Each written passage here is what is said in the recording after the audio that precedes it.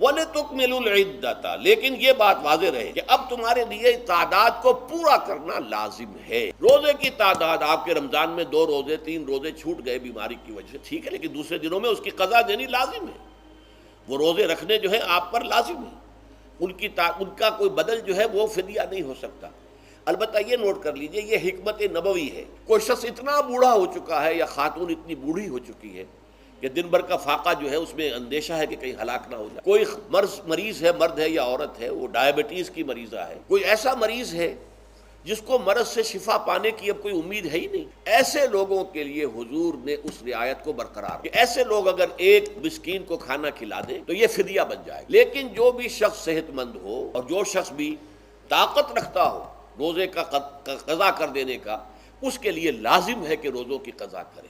ہمارے ساتھ جڑے رہنے کے لیے ہمارا چینل سبسکرائب کریں۔